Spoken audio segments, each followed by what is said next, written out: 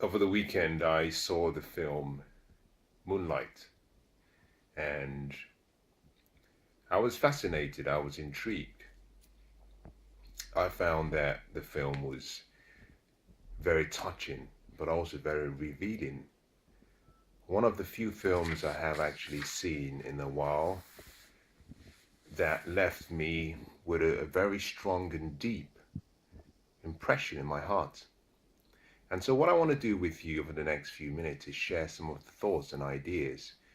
But more importantly, one of the very, very important, I would say, insights that I gained from watching the film. Now, I believe that naturally in life that we learn in various ways.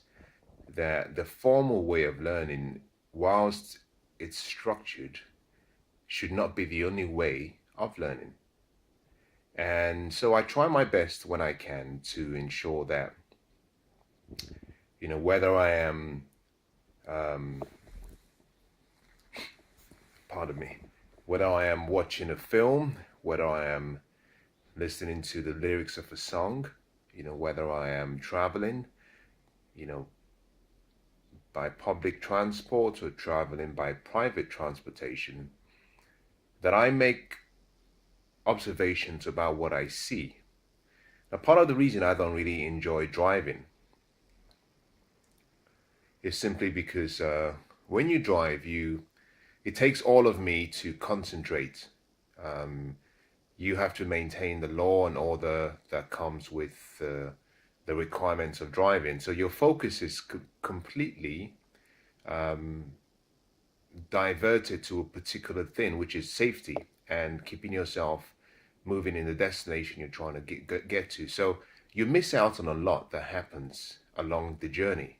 So I prefer being driven. I prefer traveling by public transport when I can, taking a taxi, being driven by a driver. And part of that is simply because now I can allow my eyes and my ears to absorb some of the great ideas and great insights that constantly surround us every day. The whatever you focus on controls how you feel. Wherever focus goes, energy flows. And you could sit in a car and just by observing the landscape of a particular location, you get inspired. A level of inspiration comes to you, or you could see something on a billboard that allows you to process the information much better than if you were driving. Now, what does this have to do with the film Moonlight? Well, nothing really. I just got diverted. The point I was trying to make is the importance of learning and keeping your learning, um, I'll call it your learning system, on 24 hours because you learn in various ways. You learn from what you see, you learn from what you dream about, you learn from what you hear, the people around you, observation, insights. So this film I saw was I thought it was a very moving film, um, a film about a young boy. Now, the most important thing that struck me about the film was the power of self-identity. If you've heard me teach about the importance of your self-portrait, then you must have heard me explain that there are about 6 parts to the spectrum of what you use to paint the canvas of your portrait. The first is your self-image. The second is your self-esteem. The third is your self-ideal. The fourth is your self-confidence. The fifth is your self-identity. And each and every one of these, each and every one of these plays a huge role in who you become. There are a number of questions that will continue to influence how we live and what we do on a daily basis. And these questions are not questions that go away. These are questions that are transferred, and they move on to generations to come. And in that film, one of those questions came up. Um,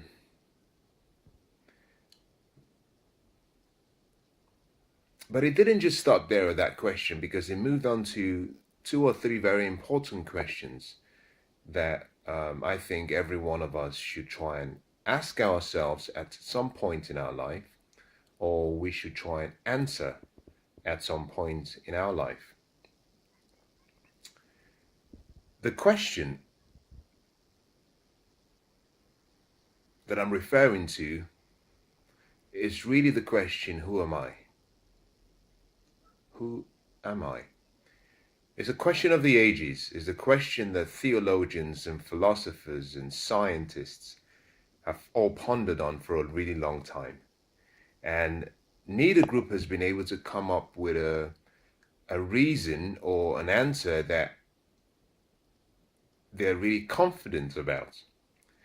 That question connects to one of the spectrums of the colors that I just mentioned on your self-portrait, and that is identity. We all have a need. It's not a want, it's not a desire.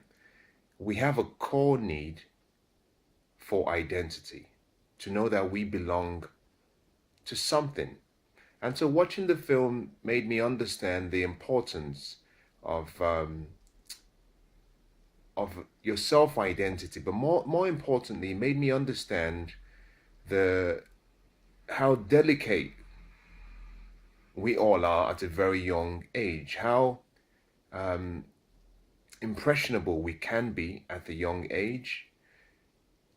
So I want to talk about some of these things, and I hope you bear with me as I share my thoughts, not in the most eloquent way that I would want to, but these are thoughts that I think a few people will relate to. The question about identity is something that you may have asked yourself in the past. Who am I? And that question, I'm not talking about identity in relation to where you were born, or where, your parents or part of the continent of Africa, Asia, Europe, America you come from. No, I'm talking about identity in terms of knowing beyond all of what we call life. Who am I really? That's the question. In the film, there's a young boy who sadly had no male presence growing up in his house, and his mother was cared for him, but she was influenced by drugs. And unfortunately, that meant that he lacked two things. Mothers give love. Mothers provide children with a sense of your self-confidence comes from your mother, because the love and the caring and the nurturing part comes from the mother. Unfortunately, the self-identity cannot come from the mother. It has to come from the father. Now, some people might disagree with me on this, but this is my view, it's my opinion. I don't ask you to accept everything I say. But self-identity comes from the father. And that is the reason why you have young boys who join gangs. And most young boys who join gangs often have come from parents, or come from families rather, where there is no male role model. And in that quest to feel a sense of belonging, they associate with, in many cases, the wrong voices. But those voices provide a sense of identity that they cannot get from all the love they get from their mother. Now, that has nothing to do with saying that the mother doesn't provide enough. No, it's just a principle. If you understand men, then this might be a little bit easier. Men get their sense of self-identity from a male role model. And that is the reason why in the absence of a male role model, most most young boys particularly will turn out to be easily coerced and influenced into perhaps listening to a voice that is not the right voice, because we have a deep craving. It's a craving. It's not just a need. It's so deeply engraved that we must have the sense of belonging, that feeling of protection, that feeling that we are part of a tribe. And that voice that calls us towards the tribe, in most cases, I would say in perhaps 99% of the cases, it's a male voice. It has to be a male voice. And so when I watched the film, I was slightly encouraged, but also I was slightly inspired. And let me define it too. Encouraged by the fact that I reflected on my life, and I'm very pleased and I'm very happy and humbled that I had a great father, someone who cared and loved, and someone who was there and provided so much mentoring and support, and his voice was a voice of reason. I consider myself very lucky. So I was encouraged by that, because a lot of what I consider to be my philosophies of life and my beliefs have come from my father.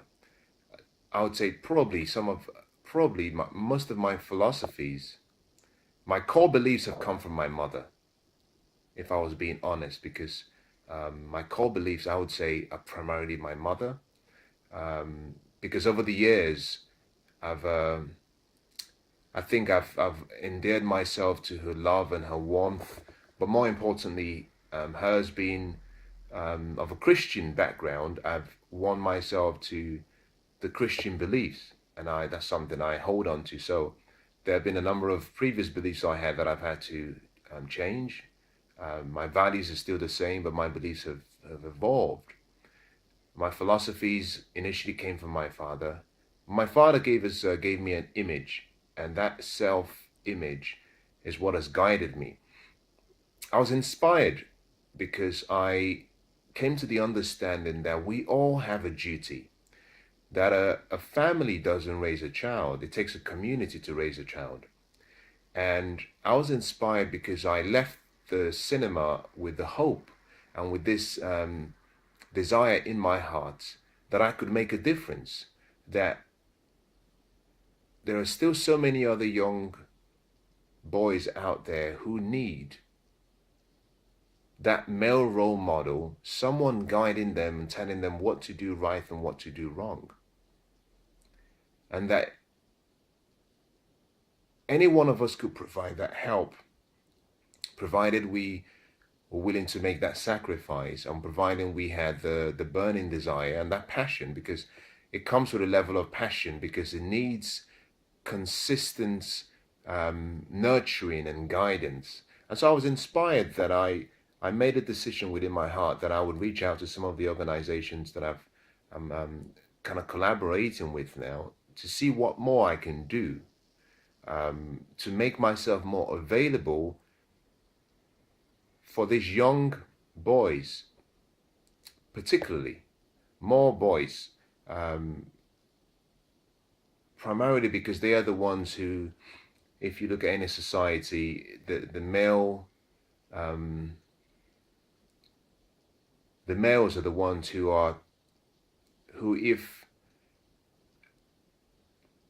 have the highest potential to make a difference in the society, because they're almost lost. And the ladies and the females have always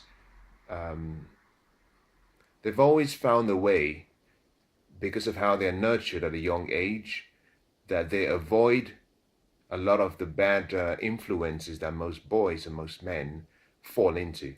So I'm referring to more boys. My availability extends to both sexes.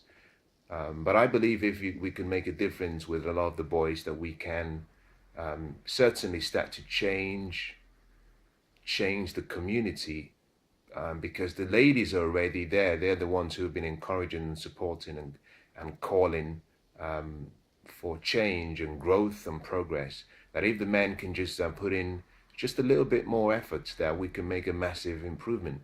So I was inspired that I found something that I wanted to perhaps dedicate myself to, in addition to the mentoring and the personal development and the teaching. So I was encouraged. But going back to the film, I then understood the importance as well. Something I learned from the film was the power of peer pressure. But before the power of peer pressure, I understood that the impact and the influence people can have on you. And by that, I'm talking about a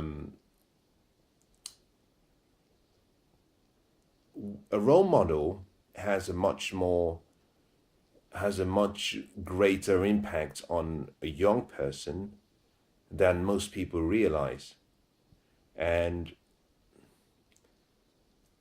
if there's someone you look up to, if there's a role model you admire, it's not too difficult for you to find that you're drawn to their lifestyle and you're drawn to their way of living. And so in this film, here is this young boy who meets this much older man who is a drug dealer. And although they stop communicating, in the short period, this is what was so powerful.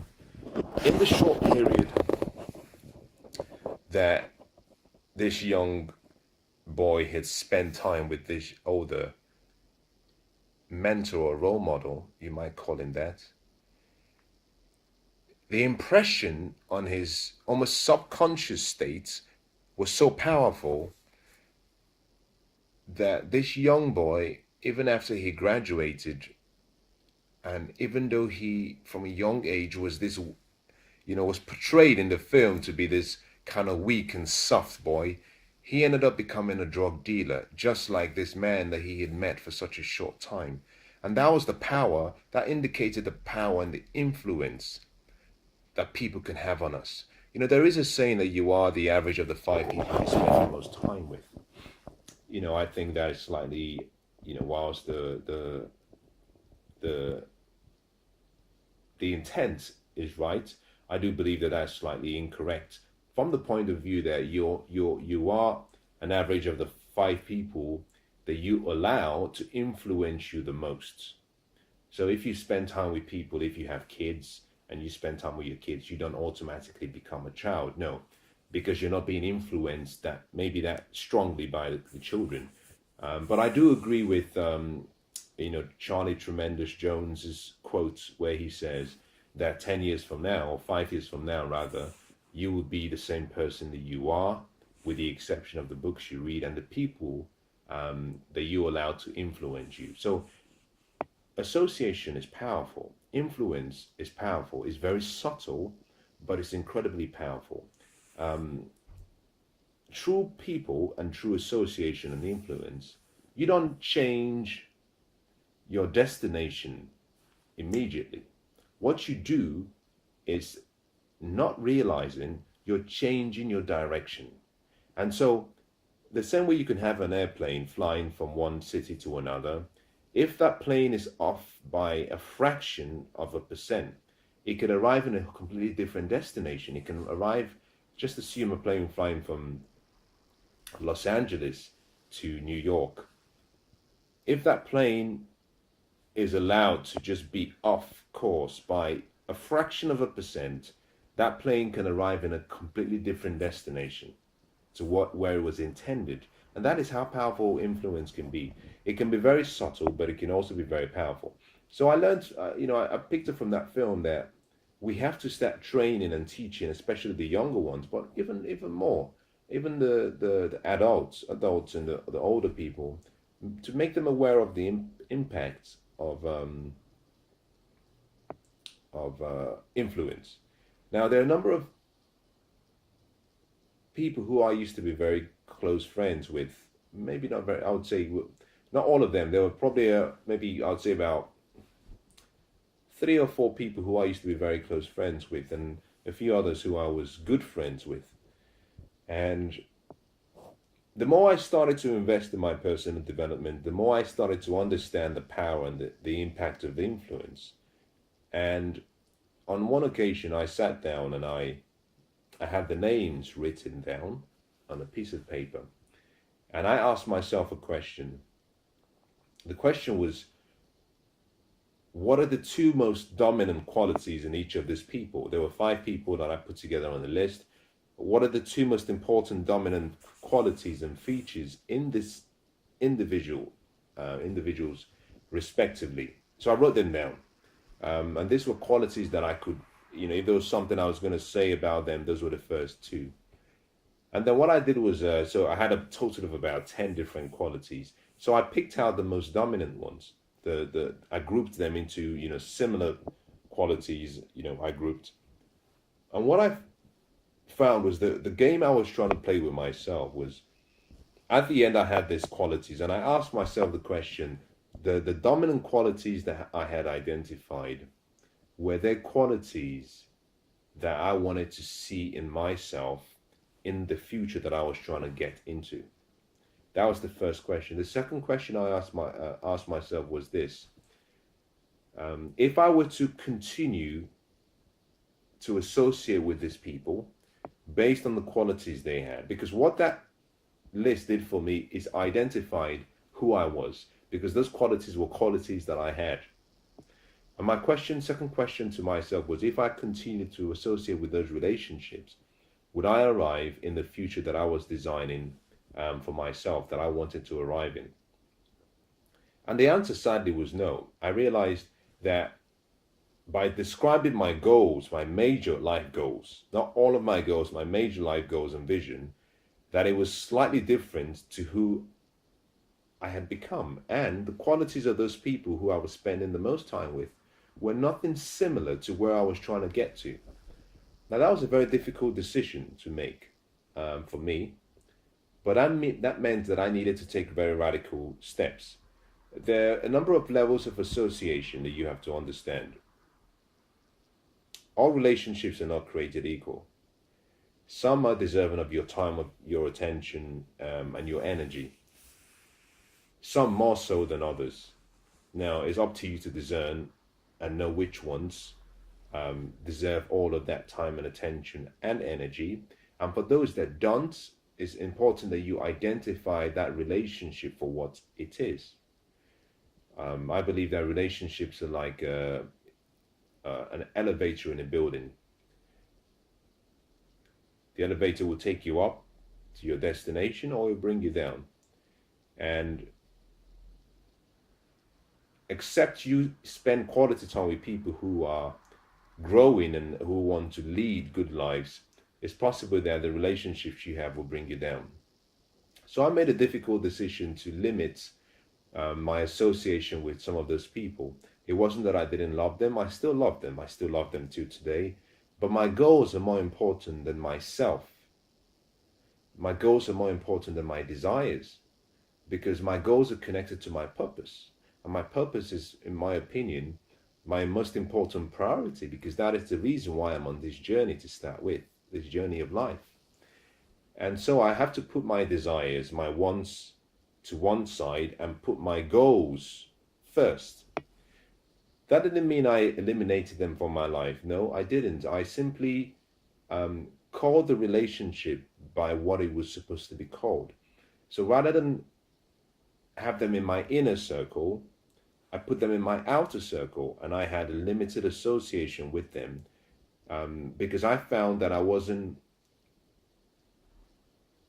becoming the person that I wanted to be, that I couldn't quantify the outcomes of every time I spent time with them. What did I gain? What did I learn? Who did I become? Did they help me push towards my goals? Did they even know about my goals and my dreams? Did I help them push towards their dreams and goals? Did I even know about their dreams and goals? So these are questions I used to ask myself, and the answer was always no, because these were very surface relationships, but I was investing so much of my time and energy. And remember this: time is life. An hour of your life is the same as 1 hour of your time. So when you spend an hour, always ask yourself, did I invest this hour or did I spend or waste this hour? You have to see relationships from the point of view of ensuring that there is a return on your time. It doesn't mean that you're looking for something to gain. No. If you were to take a bucket of water, if you wanted to fill up the bucket of water, you could fill it up with water, and the bucket would hold the water. If there was a leak at the bottom of the bucket, all of that water will just simply dispel from the bucket. So there are some relationships that are leaky buckets where you have to identify whether all of what you're pouring in is just leaking away. Another way to describe it is simply understand, if you walk into your kitchen, there are various storage containers in a normal kitchen. You might have a section in the kitchen where you have a storage can where you put pasta, you put rice, you put maybe some sugar, you put salt, and they preserve the contents. Those are normally dry items. You also have your refrigerator. Your refrigerator is used as a storage container, but it does something slightly better. It preserves, doesn't just store, it preserves. So if there is something you want to preserve, you put it in the refrigerator and it extends or preserves the life of that particular item. You also have what we call the refuse bin. It's also a storage container, but it's used slightly differently. It's used for things that you no longer want to store, things that you want to get rid of. And in the same way with relationships, there are some relationships that are worthy of being put in the refrigerator because you want to preserve them. There are some that you put in a normal storage can because they can stay without necessarily being environmentally treated. And there are some that are due for the refuse bin because they're not edifying. So I went through the list and I made a decision to identify who I wanted to become, what those relationships would look like, and then I made a decision to recreate or create a new inner circle, renamed my old inner circle as my outer circle. And then for the new inner circle, I made a decision that I would only spend or allow people in there who were in keeping with who I wanted to become, my goals, my dreams. Now, doing that meant that I then created a vacuum. And this is the point I'm trying to make. You will create a vacuum, and that vacuum is what encourages you to go out and find the right people. I had a friend some time back who was very wise. This was when we were still very young. But I thought he was wise because his level of wisdom at the time and understanding was much, much advanced compared to any one of us. Now, he made a statement sometime. Let me see if I can remember it. But he made a statement because we were growing up and he started spending more time with a number of people who I didn't think were good influence on him. And so one evening I sat him down and I said that I've been observing him because we were very close friends. At the time he was probably my best friend. We sat down and I said, I've been observing you and I noticed that you're spending more time with these people. And I've studied these people because we were in the same school. I said, I studied these people and I'm worried about you because I don't think they have good intentions. They don't seem to be influencing you in the direction that of your aims for being in college. And he made a statement to me that has stayed with me for the rest since he made that statement, and I think will stay with me for the rest of my life. He said that there are friends for different occasions. I can't put it as eloquently as he did, but the point he was making was that there are friends for several occasions. That he said there are friends when you want to go out socially, they're a great company and you want to spend some time with them and you want to limit that time. It could be for an hour and a half, but that they're just great company, high energy. They know how to have fun. You can hang out with them. He said, but there are also friends who are more intimate and much more deeper. Those who you can allow in back to your home. You can allow them access to your family. And then he said there are other friends who are like brothers or sisters who you hold as covenant partners, people who you can share your secrets with. And he said to me that he knew that those people he was spending time with were more social friends, but that he would make an effort to ensure that he limited the time he spent with them.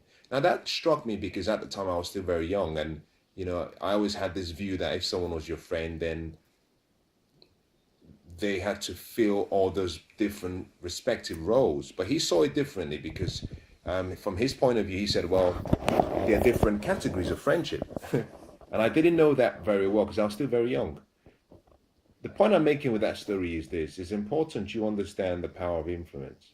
And in your life, there's nothing wrong with going through a list and looking at the people you spend the most time with and ask yourself the simple question: is this helping me develop my self-identity?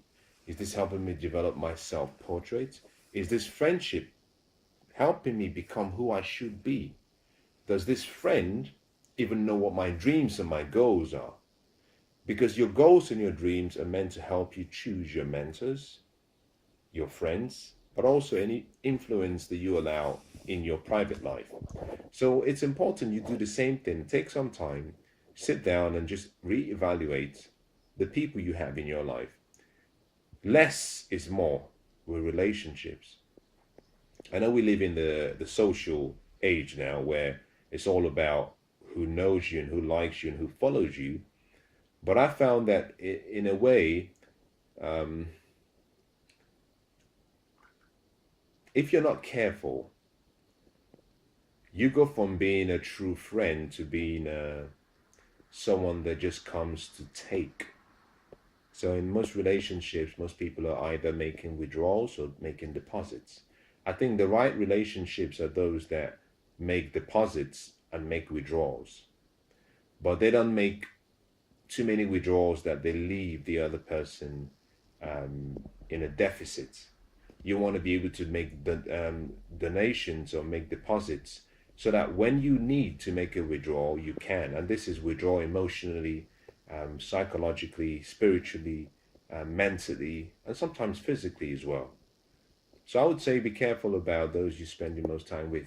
Coming back to the film, it was a great film, but I came to understand the power and the influence. Now, there are other things that happen in the film that I don't think I'm in the position to talk about.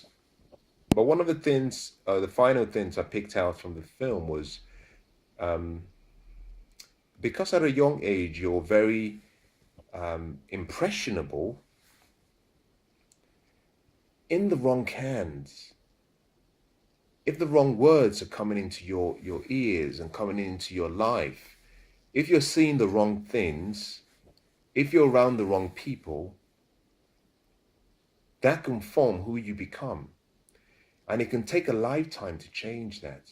You can live a life where you're confused, not really sure about who you are, still trying to decide and define and understand who you really are. And so I thought the film was a remarkable film because it brought to bear the importance of having a good foundation, having a strong foundation at a very young age, but also the importance of knowing yourself. I think that's the best way to put it. Know thyself. Yeah, and I thought I'll share that with you.